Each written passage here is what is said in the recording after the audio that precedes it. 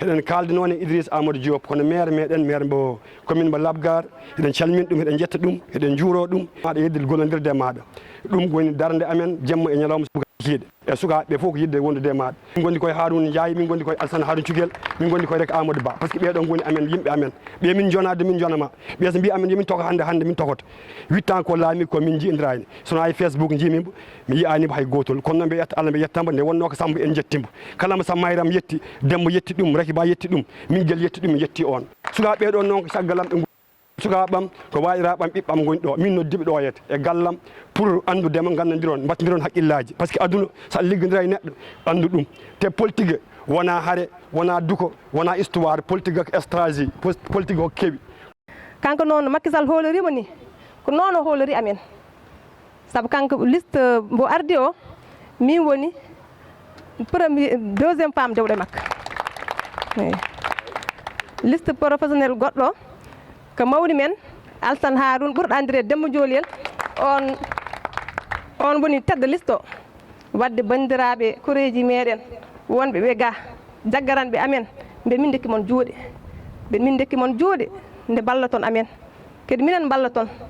minen ko idi min ballat kono onon ko minen ballaton balma min dañ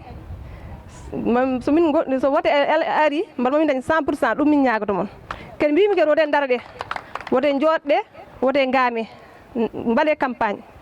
kono fotɓe wadde campagne ballon amen mbiɗa min dekki mon juuɗe nde ballaton amen jaggaron amen mbaɗa min dañ 100% e ɗum noon Allah jarama on jarama haala kadi weeɓani bismillah min mbi ɗum bisimilla Idriss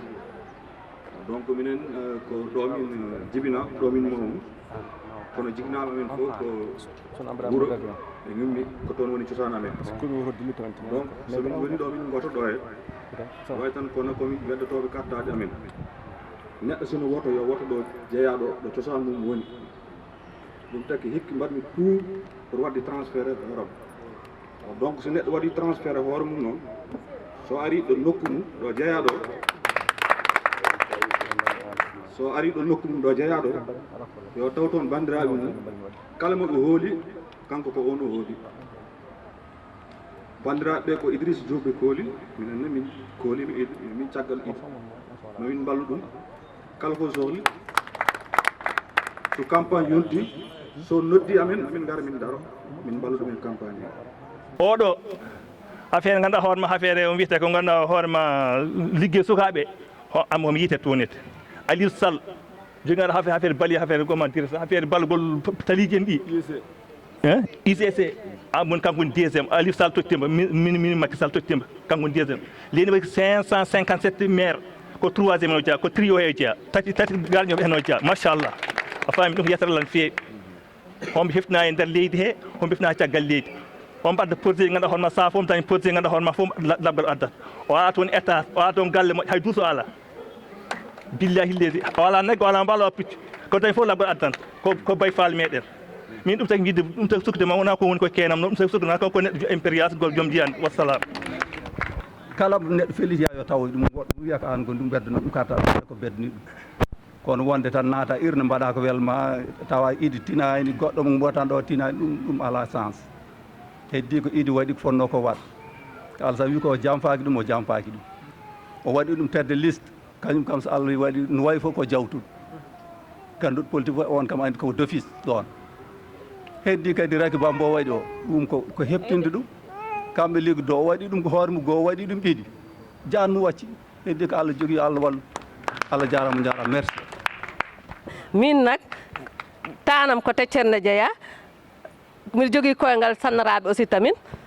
ɓi babam nani e politique ne no min woni Moussa Sow mais min o komi jiɗɗo ɗum tan sababu nde o tahi min haalam juutata ndax mi wawa haalde par ce que pulaar o leerani no feewi ɗum tahi ɗo tan miɗa wiya moon miɗa wiya monsieur le maire bisimilla ma emina caggal ma hande emina caggal ma janggo Idi Diop ko waajo wi ko ala boom douze Labgar mais hande des millions et des millions chaque fin du mois nahno Labgar homo wawno ƴettu on kalis maharoma hande galle mum stade ɗo homo maha ɗon stade ɗo c'est des millions homo wawno ƴettu stade oɗomo dirtuno maha étage mum comme mairie ɗinoni mbaɗi waɗani ɗum vous avez la mairie aujourd'hui à part Linguère et Dar seul Labgar dañi ɗon hôtel de ville on c'est plus de 130 millions homo wawno ƴettu tan waɗa poche mum y a des maires qui le font y a des maires qui ont détourné de l'argent ɓe garɗo ɓe leeli lesdi labgar ala hen lesdi ndi Idy Diop yeeyi toon homo wawno toon nane yeeyde saabu ɗum labgar ko ɗum lesdi barkindi lesdi qualité yiɗande yimɓe gara ɗon mbaɗa ɗum propose des hectares et des hectares min mbiɗen wonde projet goto pour la énergie solaire ils avaient proposé pour ɓe daña des hectares des milliards à Idy ɓen mukk min kay mbanne kam courant tan jaha ƴetton lesdi si lesdi teccernaɓe labgarnaɓe dañi jetta Allah wadde noon Idy je pense que élection ɗi gara kamɓe goni élection ɗiɗi poɗɗon hollide koye mum so ɗi jawti si Idy Diop lamtema premier projet mo foti waɗ ko teccerle foti mo waɗ du fait de cette base du fait de cette jeunesse woni miijam ko liste tawde ari ko Idriss mi tawtete Idriss mi wallodira e muɗum par ce que sa yi kadi mbimi ɓe tawto Idriss mi wallodira mum mbeɗa hooli Idriss mbeɗa hooli liggey mbo liggoto o mbeɗa hooli ko waɗata ko kadi min gona humpodiraɓe par toujours min kalda nde tawtoymi ɗum nde won wino boom o ma hocci toon gacce Idriss o mbo tawtoy kono mi hoccani toon gacce de par ce que kanko ardi liste proportionnel majoritaire min ardi proportionnel nde o ardi nde majoritaire o ko raki ba rewi e makko ko teccerlanaji naaji ɗon ina wayno min mi hoccani ɗon gacce ko weltare ko cumi ɗo hande ko caggal Idriss gonmi mbeɗa yiiɗi kala ɓiɗɗo teccernaji ɓiɗɗo gondunoɗo yam yoɓe ndew caggal Idriss nde gartum nde Idriss kadi on wiyanoɓe dembala yimɓe min tourni lumbol Djiby Idriss yii ko joguimi toon yimɓe min tourni Gure Samba Diargen Gaydum Idriss yii min ndewi lumbi mbareji Idriss yii min gari teccerla Idriss yii min jeehi nayɗo Idriss yii hande kadi Dakar ɗo min gari Idriss ɓeɗo fof ko teccerlanaɓe so neɗɗo wima noon Demba alano yimɓe haalnanima gonga ɓe ko teccerlanaɓe ɓolɓe goni ɗo ɓe foof ñande hen ko teccerlaɓe gotoyto inchallahu rabbi ɗum noon bandiraɓe mi yetti Allah mi yetti moɗon Allah jarama on jarama wassalam bandiraɓe tedduɓe kore jaam labgal naɓe mbiyatmi kore jaam teccerlo Ndaweje wonɓe ɓe ummiɓe teccerlo e tawaɓe ɗo ɓe Dakar mbo kala e mon mi salmini ɗum indi mum e yettode mum ha joni wonko heewi ko ganduɗa ko eɗen ɗum eto e nder labgar c'est pas évident somi wi c'est pas évident woni ko koɗo goto Samba Lobbuti ne wiye newaki ɗo mbaɗɗen traversé ha jetten ɗo jetɗen ɗo saabu en réalité commune oɗo mo donɗen walla mbiyen communauté rural welano ƴamde nden saabu sa naati nder labgal hande aɗa yiya hôtel de ville R+1 tawa kadi ko mbaadi ndi waglima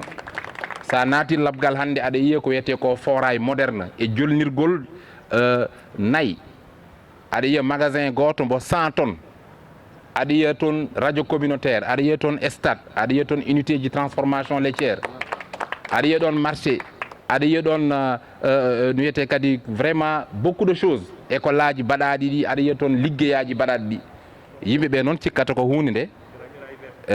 ina weeɓi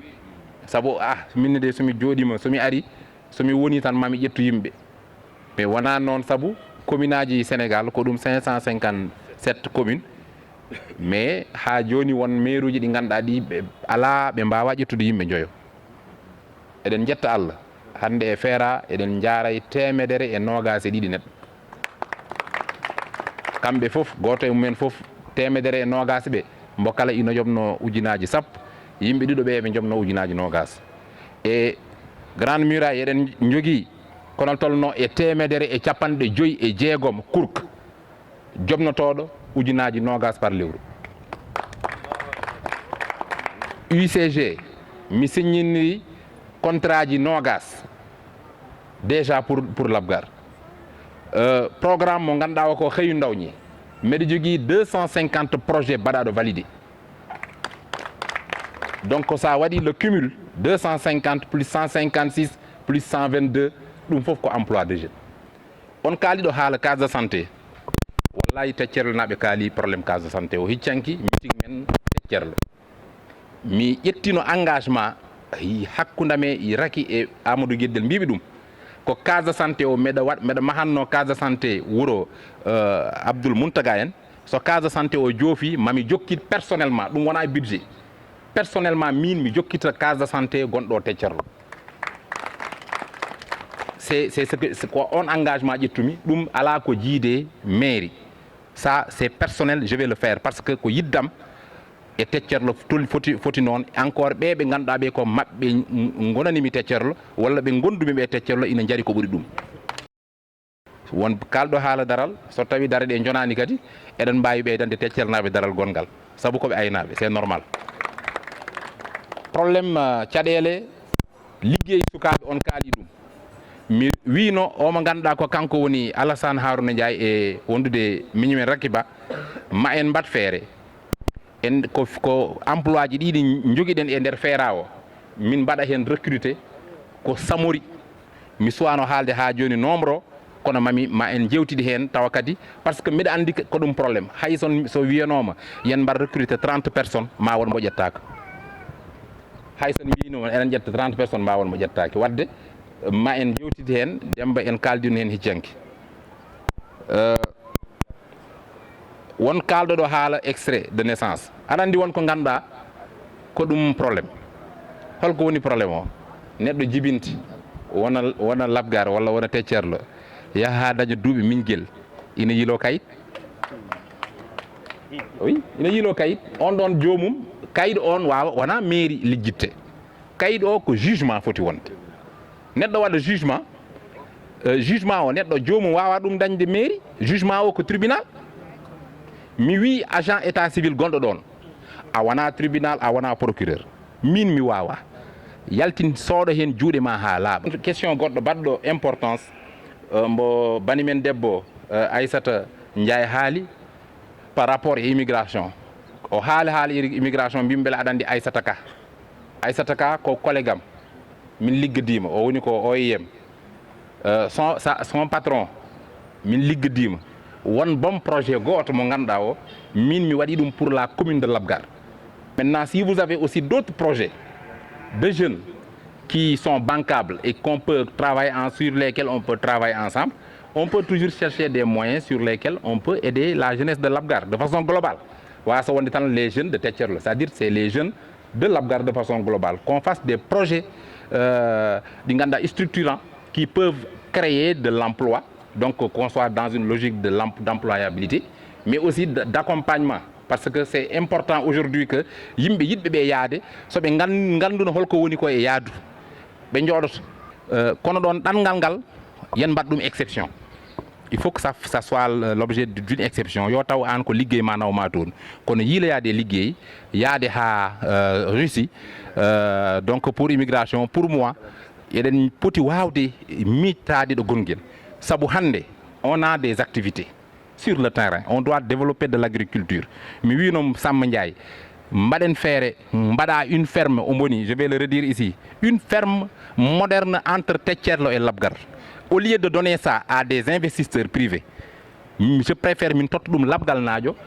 ɓe waɗa employé sukaɓe ɓe ɓe waɗa ɗon ndema o waɗa ɗon gaynaka o waɗa ɗon embouche o waɗa ɗon no wiyete kadi aviculture etc.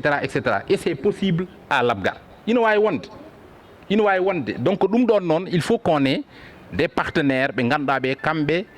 poti en wawde wadde juuɗe mumen enen heɗen jogui ladde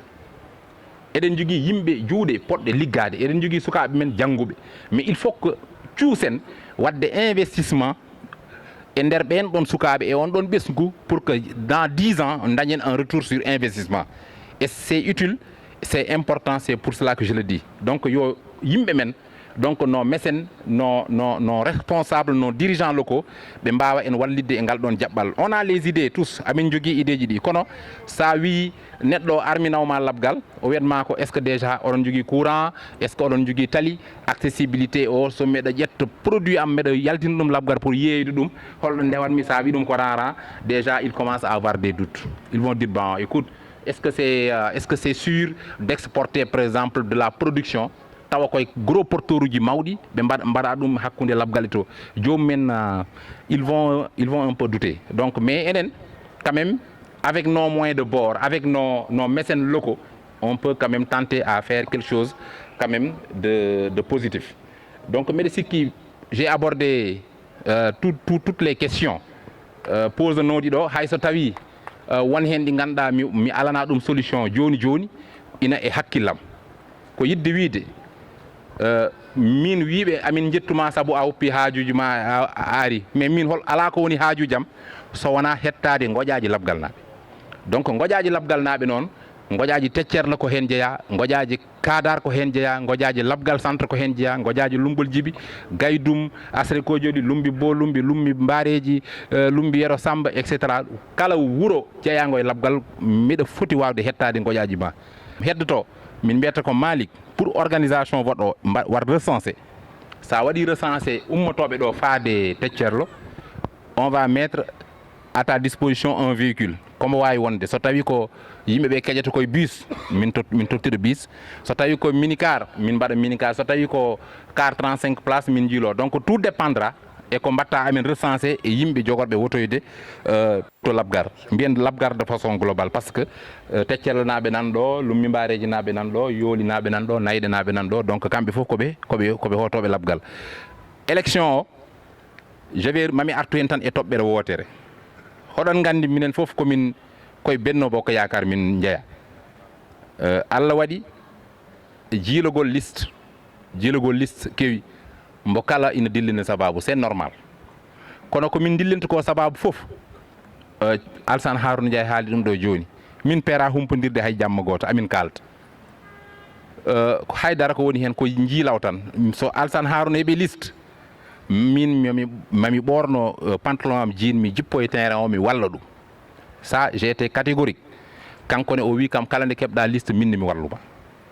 min baddi hen ha Allah waɗi liste e juuɗam mbaɗmi déplacement gummimi Linguére noddumi Alassane noddumi Samba Ndiaye mbimi ɗumen mami ar joni teccerlo ñani hen ko min tan gooto jole oto garmi tawmi ɗumen heeɓi tan ɗiɗo teccerlo mi wona réunion noddumi ko heeɓe ɗiɗo tan coglunomi pour wiide ɗum Alassane en kaldino Allah waɗi liste tan e junggam joni holko mbiɗa e yeeso Kalidou Dempende o wi idi ko mbinomami ko ɗum mbimi ha han komi ballowoma sans condition donc ceerno Alassane Harouna Demba Joliyel ka dimo komi jettowoma kadi ni no jettirmami labgal mami yettuma e yeeso koreji ma ɗo ete Dakar donc Demba meɗoma yetta donc Samba Ndiaye anne ka jetteɗo saabu a woppi haajuji ma e hammuji ma a waɗi hen a haali hen a dogui hen ha Allah hoddiri ɗum woni donc ka jetteɗo won kalɗo haala collége oɗon gandi collége pour wono il faut que daña école aji catiɗi pour wawa wadde pour mbawa dañde élève ɓe ummotoɓe entrée en 6e wawa fournir collége o par exemple Samba Ndiaye yahata Ɓologne hande waɗ ɗon magasin waɗ ɗum ko Daara par ce que Daara ɗon yimɓe garata soɓe gari goto foof sooda nawa o sooda biscuit o sooda warga o sooda goɗɗum donc ko collége gonta ko grossiste mais wonɗo mbatta collége o dañata élève ɓe ɗo ɗo ganduɗa min jogui probléme pour école aji ɗi guura école aji ɗi nana gudda oɗon gandi holko uddata école aji ɗi wasde dañde janggoɓe ɗum uddata école aji ɗi joni noon so tawi neɗɗo namnima collége a wawa dañde classe CM2 mbo 20 élèves a wawa hen dañde 5 bandiraɓe a wawa dañde collège je pense que c'est très normal et c'est légitime de demander un collège mais aussi il est important de penser comment faire pour fournir des élèves pour que cela puisse venir au niveau du collège donc ɗum aussi c'est important hein donc nana hiira yewtere nde weeli sonno kono sagam men ɓurɗo jooɗo gonen ɗo jewten pijen jalen gandon wonde le 23 amin paadi moon coalition Benno Bokk Yaakaar oɗon gandi kartal ngal holno ngal wayi hay goto jagganta moon donc allahumma salli ala seydina Muhammad min jetti on